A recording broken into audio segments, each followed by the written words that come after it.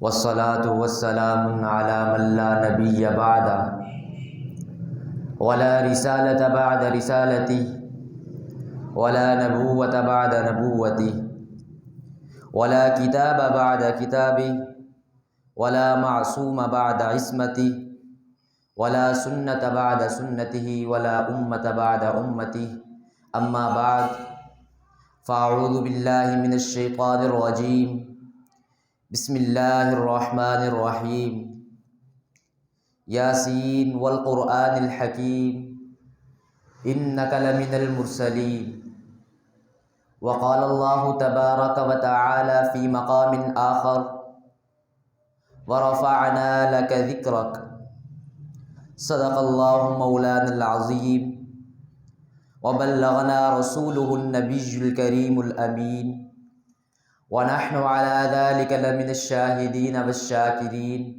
والحمد لله رب العالمين۔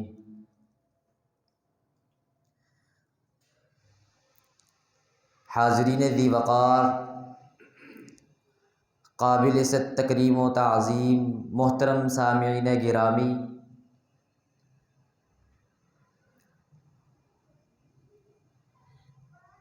خالق کائنات، خالق دو جہاں اللہ رب العزت کی تعریف کرنے کو، اللہ رب العزت کی حمد کرنے کو، اس کی ثنا کرنے کو ہمارے ہاں عرف عام میں حمد کہا جاتا ہے۔ اور اسی طرح امام الانبیاء سید الانبیاء جناب محمد رسول اللہ صلی اللہ تعالی علیہ وسلم کی تعریف اور ثنا کرنے کو ہمارے ہاں نعت کہا جاتا ہے۔ اور نعت یہ اللہ رب العزت کی سنت ہے۔ اللہ رب العزت کے بعد حضور علیہ الصلاۃ والسلام کے صحابہ کی سنت ہے۔ روایات میں آتا ہے آسمان اور زمین کو تخلیق کرنے سے 1000 سال قبل اللہ رب العزت نے حضور کی تعریف کی۔ اللہ رب العزت نے فرمایا یاسین والقرآن الحکیم انک لمن المرسلین۔ فرشتوں کی مجلس میں اللہ رب العزت نے آسمان و زمین کی تخلیق سے 1000 سال قبل خود جناب محمد الرسول اللہ صلی اللہ تعالی علیہ وسلم کی تعریف کی۔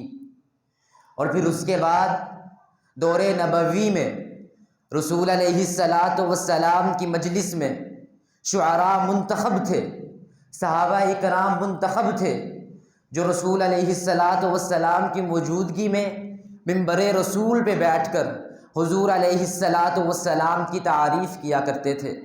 3 شعراء مستقل طور پر منتخب تھے۔ ان میں سے پہلے شاعر حضرت حسان بن ثابت رضی اللہ تعالی عنہ ہے، جو نبی علیہ الصلاۃ والسلام کی موجودگی میں منبر رسول پہ تشریف فرما ہو کر نبی علیہ الصلاۃ والسلام کی تعریف کیا کرتے تھے۔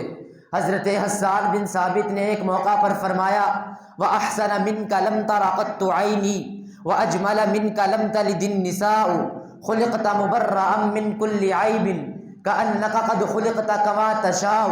حضرت حسان بن ثابت فرماتے ہیں اے اللہ کے رسول وَأَحْسَنَ مِنْكَ لَمْ تَرَ قَطُّ عَيْنِي، آپ سے بڑھ کے حسین و جمیل، آپ سے بڑھ کے محجبین آج تک میری آنکھ نے نہیں دیکھا۔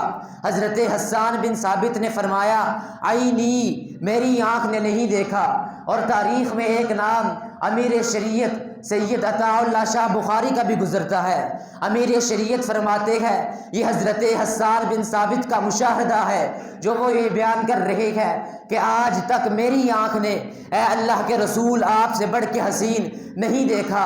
اور کوئی اگر مجھ سے پوچھے کہ نبی کے چہرے کی حشاشت و بشاشت، روحانیت و لمعانیت، نبی کے چہرے کے حسن و جمال کا کیا عالم تھا، تو میں یوں کہوں گا کہ وَأَحْسَنَ مِنْكَ لَمْ تَرَ قَطُّ عَيْنٌ، ناکرہ کہ اے اللہ کے رسول آج تک آپ سے بڑھ کے حسین، حسان تو کیا زمانے بھر کی کسی بھی آنکھ نے نہیں دیکھا۔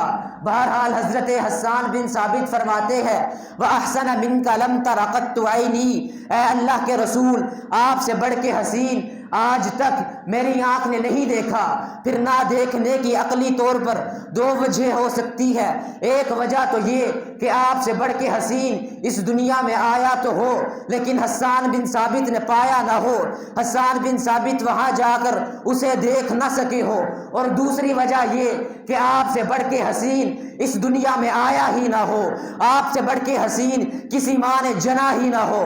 حضرت حسان بن ثابت نے اس مسئلہ کو خود ہی حل کر دیا اور اگلے مصرع میں اس مسئلے کا حل بتا رہے ہیں کہ میرے نہ دیکھنے کی وجہ یہ نہیں کہ آپ سے بڑھ کے حسین آیا تو تھا لیکن حسان بن ثابت نے پایا نہ تھا، بلکہ نہ دیکھنے کی وجہ یہ ہے کہ وہ اجمل من کلم تلد النساء، کہ آپ سے بڑھ کے محجبین کسی ماں نے جنا ہی نہیں۔ پھر اس شعر پر بھی ایک سیرت کا طالب علم ہونے کی حیثیت سے سوال اٹھانا چاہتا ہوں کہ حضرت حسان بن ثابت نے پہلے انبیاء کا زمانہ تو نہیں پایا اور حضور کے زمانے میں بھی مشرق اور مغرب کی انتہاؤں کو نہیں چھوا، شمال اور جنوب کی انتہاؤں کو نہیں چھوا، پھر حضرت حسان بن ثابت نے کس بنیاد پر کہہ دیا کہ آپ سے بڑھ کے حسین و جمیل کسی ماں نے جنا ہی نہیں؟ تو اس کا جواب یہ ہے کہ حضرت حسان بن ثابت کو قرائن سے معلوم ہو چکا تھا کہ آپ سے بڑھ کے حسین تو کیا، آپ کے برابر بھی حسین کسی ماں نے نہیں جنا۔ اگرچہ حضرت حسان بن ثابت وہ آدمی ہے جنہوں نے پہلے انبیاء کا زمانہ نہیں پایا، لیکن اس دھرتی کائنات پر کوئی تو ایسا ہوگا جس نے آدم صفی اللہ سے لے کر عیسیٰ روح اللہ تک تمام انبیاء کا زمانہ دیکھا ہو۔ آئیے پہلے اس کو تلاش کرتے ہیں کہ وہ کون ہو سکتا ہے، جستجو کرتے ہیں۔ جب تلاش کیا گیا تو ایک ہستی سامنے آئی جس کا نام جبرائیل امین ہے، لقب جس کا روح الامین ہے۔ قرآن جسے کہتا ہے انہ لقول رسول کریم ذی قوت عند ذی العرش متین۔ جبرائیل امین سے پوچھا اے جبرائیل تو ہی بتا کہ کیا حضور سے بڑھ کے حسین، کیا حضور سے بڑھ کے جمیل اس دنیا کائنات میں کوئی آیا ہے؟ تو جبرائیل امین تڑپ کر کہتے ہیں کہ رأیت مشارق الارض و مغاربها، رأیت مشارق الارض و مغاربها لم ارا احسن منک یا رسول اللہ۔ اے اللہ کے رسول میں نے زمین کی مشرقوں کو دیکھا ہے، اے اللہ کے رسول میں نے زمین کی مغربوں کو دیکھا ہے، اے اللہ کے رسول میں نے آدم صفی اللہ کو دیکھا، میں نے نوح نجی اللہ کو دیکھا، اے اللہ کے رسول میں نے موسیٰ کلیم اللہ کو دیکھا، میں نے ابراہیم خلیل اللہ کو دیکھا، میں نے یوسف صدیق اللہ کو دیکھا، میں نے تمام انبیاء کا زمانہ دیکھا، میں تمام انبیاء پر سایہ فگن رہا ہوں، میں تمام انبیاء کے دربار میں وہی لے کر جاتا رہا ہوں۔ اے اللہ کے رسول میں نے آپ سے بڑھ کے تو کیا آپ کے برابر بھی لم ارا احسن منک یا رسول اللہ، اے اللہ کے رسول میں نے آپ سے بڑھ کے حسین نہیں دیکھا۔ گویا جبرائیل بھی پکار اٹھا آفا کہاں گر دیدام مہر بتا ورزیدام بسیار خوبا دیدام مگر تو چیزیں دیگری۔ اے اللہ کے رسول آپ کے برابر تو کوئی اس دنیا میں آیا ہی نہیں۔ بہرحال حضرت حسان بن ثابت فرماتے ہیں اجمل احسن منک لم تر قط عینی واجمل منک لم تلد النساء خلقت مبرئا من کل عیب۔ آپ کو ہر عیب سے پاک پیدا کیا گیا، آپ کی سیرت میں بھی کوئی عیب نہیں، آپ کی صورت میں بھی کوئی عیب نہیں۔ صورت اعضاء کی بناوٹ کا نام ہے، سیرت ان کے استعمال اور کردار کا نام ہے۔ آپ کی سیرت بھی بے عیب ہے، آپ کی صورت بھی بے عیب ہے۔ آگے حضرت حسان بن ثابت فرماتے ہیں کأنک قد خلقت کما تشاء۔ اے اللہ کے رسول آپ کی سیرت کو دیکھ کر لگتا ہے، آپ کی صورت کو دیکھ کر لگتا ہے کہ اللہ نے آپ سے پوچھ پوچھ کر آپ کو بنایا ہو۔ اللہ نے پوچھا ہو اے محبوب آپ کی آنکھیں کیسے بناؤں، اے محبوب آپ کے ہاتھ کیسے بناؤں، کأنک قد خلقت کما تشاء۔ اللہ کے رسول اللہ آپ سے پوچھتا گیا آپ کو بناتا گیا۔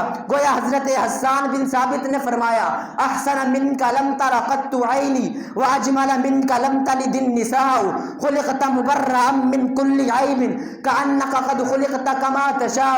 حضرت حسان بن ثابت کے بعد صحابہ اکرام بھی حضور کی مدح کرتے ہوئے نظر آتے ہیں، صحابہ اکرام کے بعد تابعین بھی حضور کی مدح کرتے ہوئے نظر آتے ہیں، تابعین کے بعد اکابرین بھی، اکابرین کے بعد اولیاء، اتقیاء، علماء، صلحاء، تمام کے تمام لوگ حضور کی تعریف کرتے ہوئے نظر آتے ہیں۔ حضور کی تعریف سنت اللہ ہے، سنت اللہ کے بعد اصحاب سید المرسلین کی سنت ہے، اصحاب سید المرسلین کے بعد امت کے عظیم لوگوں کی سنت ہے، اور حضور کی زوجہ محترمہ صدیقہ کائنات صدیقہ بنت صدیق سیدہ مطہرہ طیبہ پاکیزہ سیدہ عائشہ الصدیقہ فرماتی ہے لنا شمس وللآفاق شمس، لنا شمس وللآفاق شمس وشمسی افضل من شمس السماء، شمس الناس تطلع بعد الفجر وشمسی تطلع بعد العشاء۔ ایک کائنات والوں کا سورج ہے، ایک دنیا والوں کا سورج ہے،